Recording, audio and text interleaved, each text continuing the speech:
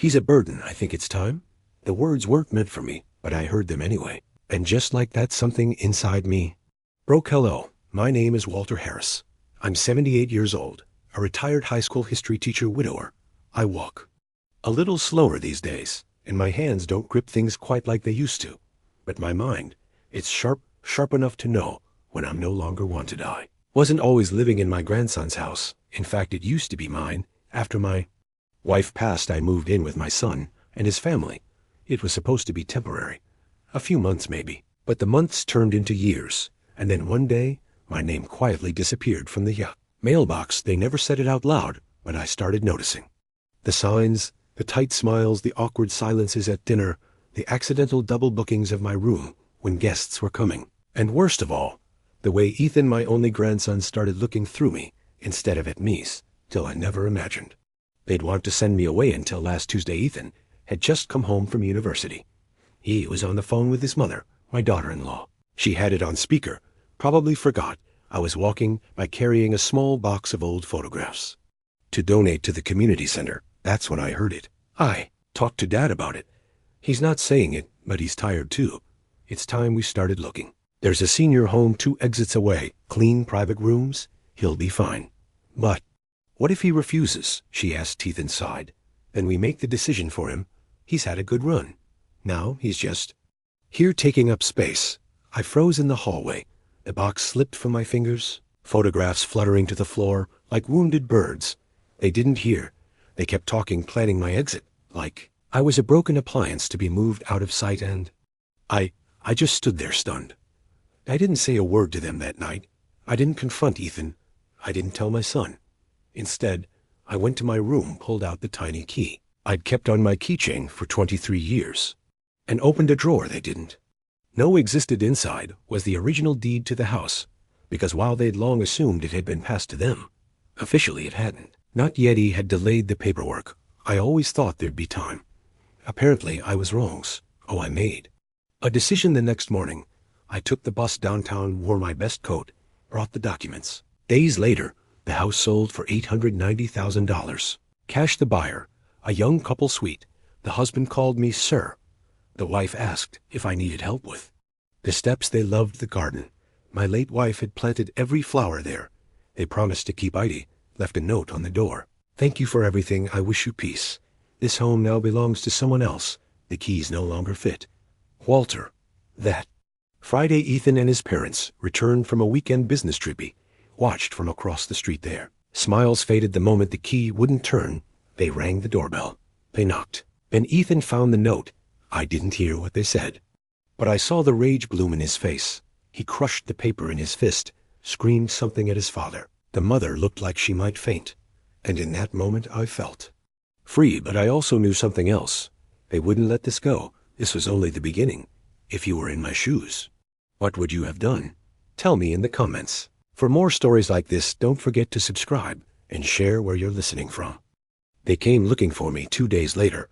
I was sitting in my little apartment on 14th Street. Not the fanciest place, but warm, private, and mine. The sunlight filtered through thin curtains, dancing over the chessboard I kept on the coffee table. Still set mid-game, as if someone might walk in and finish it with me. But the knock on the door, that wasn't someone. I wanted a game with. I looked through the peephole. It was my son Ethan's father, Daniel. I almost didn't open it. But then, again, I wasn't hiding. I hadn't done anything wrong. I took a breath, unlocked the door, and opened it halfway. He was already scowling. Dad, he said, voice clipped. What the hell did you do? I stepped aside and let him in. He didn't sit. Just stood there in the middle of my apartment, taking it all in. The single chair, the worn bookshelf, the photo of my late wife on the mantel. You sold the house, he said. Yes, I replied. You didn't even tell us. I turned toward him. You didn't tell me you were planning to put me in a home. That shut him up for a moment at least. Ethan didn't mean that, Daniel tried. He was venting. He's under pressure. You know how kids talk? I smiled bitterly. I was a teacher for 40 years. Daniel, I know the difference between venting and planning. He looked away, guilty, then defensive. You made us homeless. No, I said calmly. I made myself not homeless. There's a difference. He left after 10 more minutes of arguing. No apology, No understanding, just anger and a warning. You're going to regret this. Ethan's furious. You humiliated him. As if Ethan's ego mattered more than everything. I'd done for that boy all the bedtime. Stories, college tuition, driving lessons, birthday gifts forgotten. In one breath, I went from Grandpa Walter to a burden to be removed. But regret, I didn't feel it. Not yet. That night, I received a text, unknown number. Enjoy your little apartment.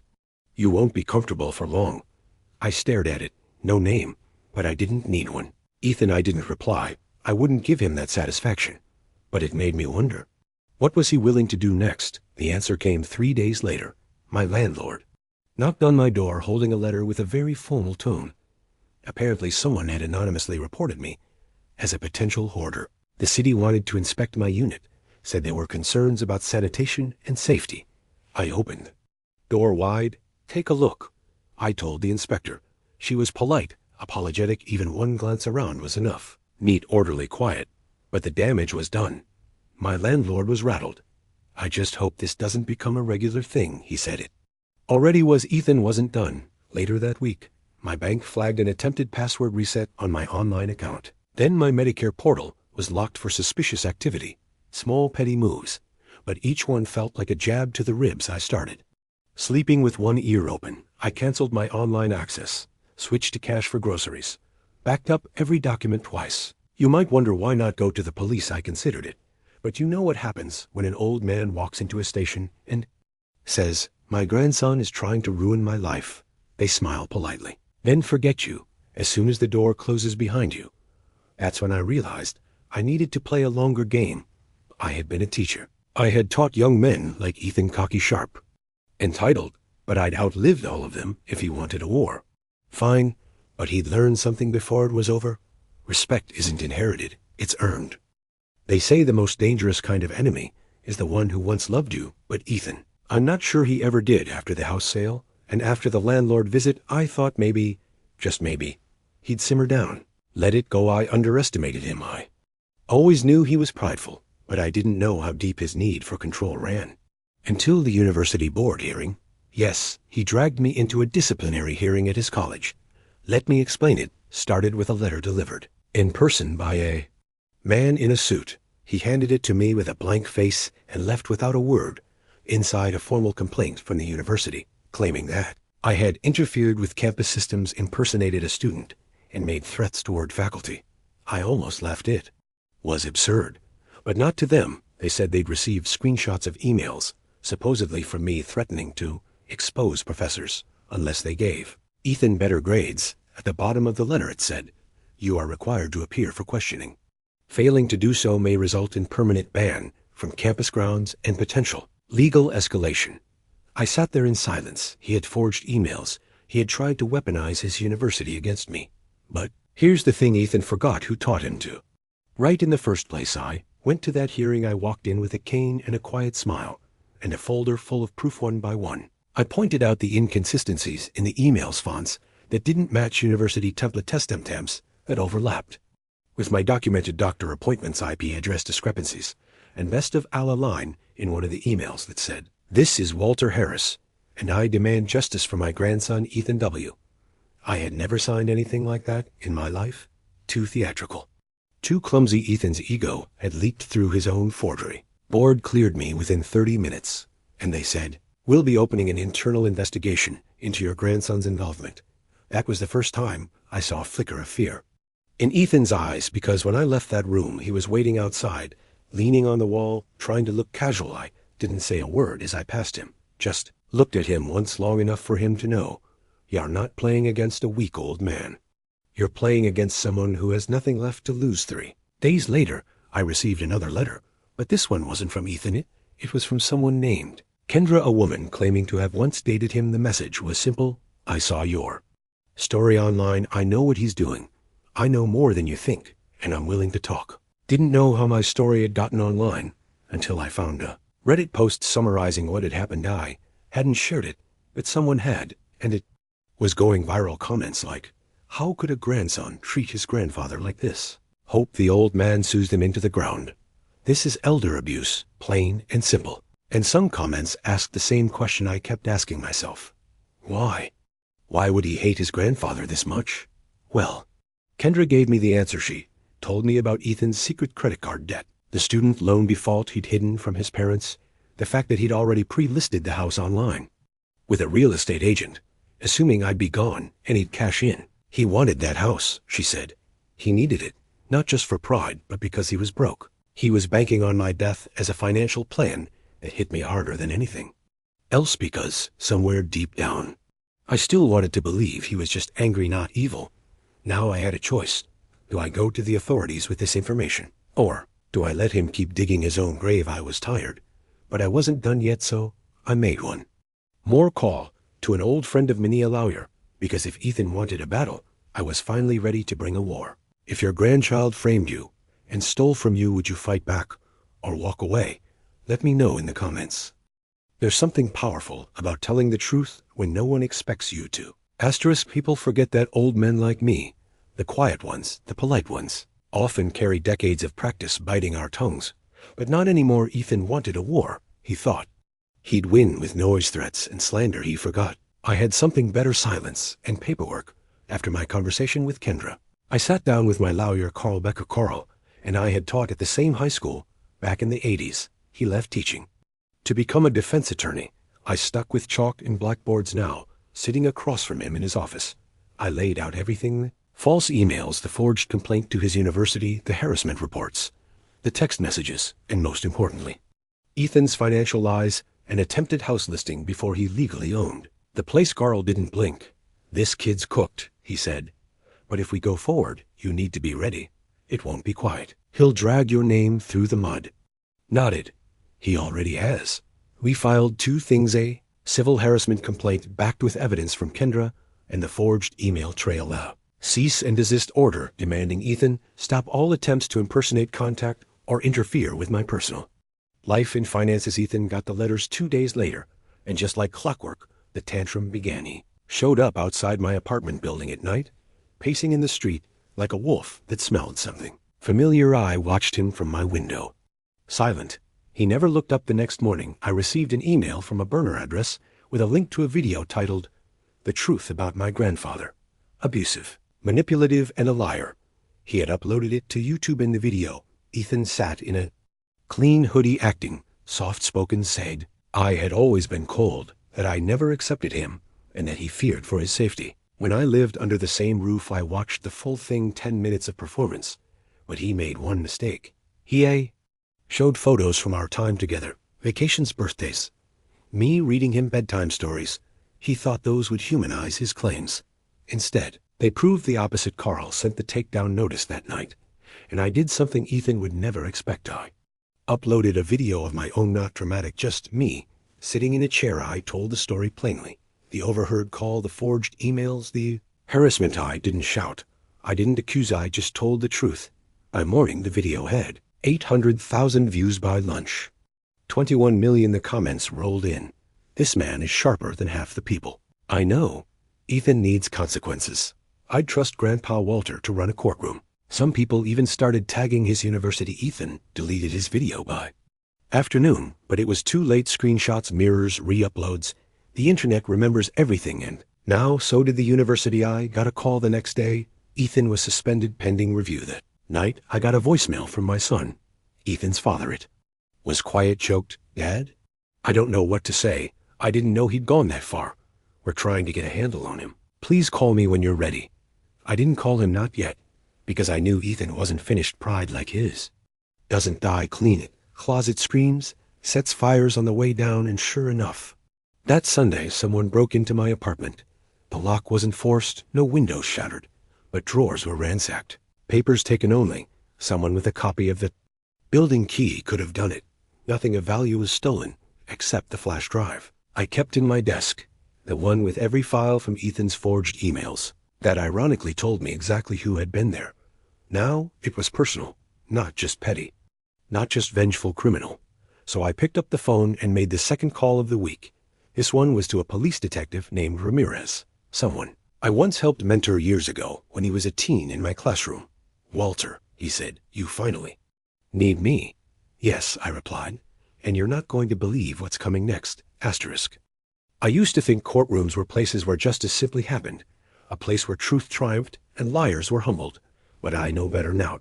Ruth doesn't shout, it waits, and when the moment comes it walks in quietly and takes its seat. That's what I did that morning. The courtroom was cold, sterile, all marble and metal, with a clock that ticked loud enough to make you wonder if it was mocking everyone inside. One side me and Carl, my lawyer calm prepared, on the other side Ethan sitting, with an expensive-looking attorney, clearly paid for by his father. He wore a suit. He didn't fit into his face, pale, his eyes twitching every few seconds toward the door. He was waiting for someone to come. Save him.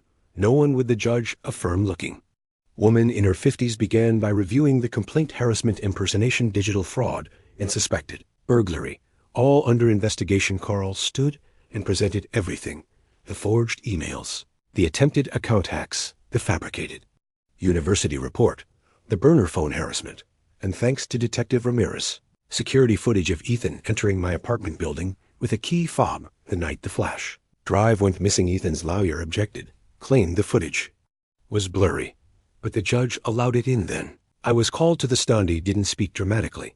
I didn't cry or plead. I told the court how I raised Ethan like a second son, how I had moved into the house they assumed was theirs, how I overheard the phone call that broke my heart, and how I made the decision to sell the home before they could throw me out of it. There was a silence in the room when I finished. Ethan looked like he didn't expect me to sound so steady. Then it was his turn. He stood, cleared his throat, tried to look humble. I was stressed, he said. College was overwhelming. My grandfather was. He was hard to live with, always judging, always reminding me how much he'd done for me. Then he said the line that nearly made Carl laugh out loud. I was just trying to create space for my family. It wasn't malicious. The judge raised an eyebrow. Do you deny forging emails and impersonating your grandfather in official university correspondence? He hesitated. I made some mistakes. I shouldn't have sent the emails. And the break-in silence then. Unbelievably, his lawyer whispered something to him, and Ethan admitted it. Yes, I went into his apartment. I panicked. I thought he was going to ruin me. I needed that flash drive back. A courtroom gasps only once in a session like that, and this was it. The judge ruled for a restraining order that day, a full investigation into Ethan's academic misconduct, and possibly the worst for him, a recommendation for criminal charges. As for May, walked out of that courtroom lighter than I'd felt in years, but not because I had won, because I had finally made Ethan look in the mirror, and what he saw wasn't a victim, it was a coward. That evening my son called again. I picked up this time. He didn't defend Ethan. He just said, I'm sorry, Dad. I failed as a father, and I failed you. I didn't say it's okay, because it wasn't, but I said thank you. That was enough. A week passed. I spent my time reading, walking, even helping the young couple who bought my old house set up their garden, and then a letter arrived. No return address inside was a check for $5,000 on a note. From the money I stole, I lied. I'm sorry. I don't expect forgiveness, but I want to start over. Ethan.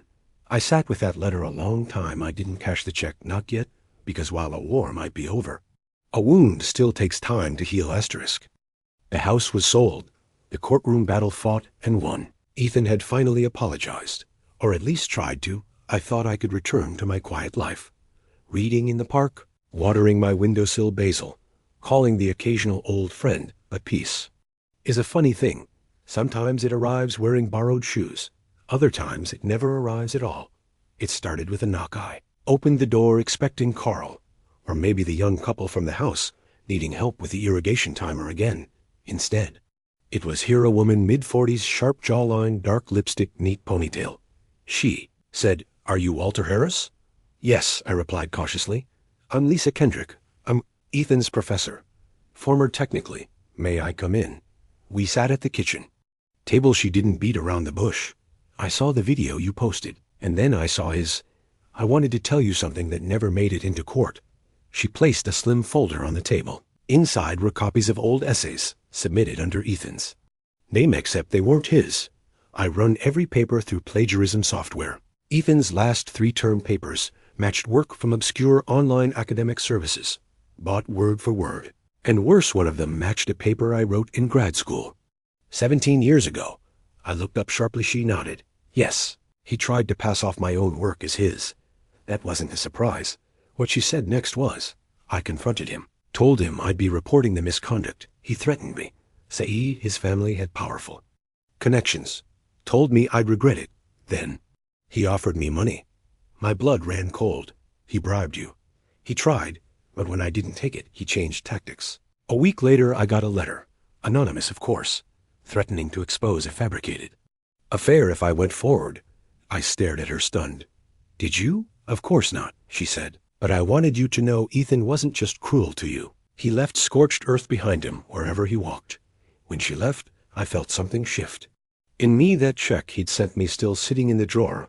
I took it out again and stared at it.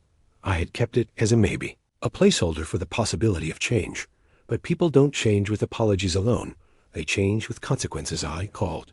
Carl, we drafted a letter. I returned the check with a note. When you are no longer hiding from who you are, and you've faced everything you've done, to me, to your professors, to yourself, then we can talk, not before.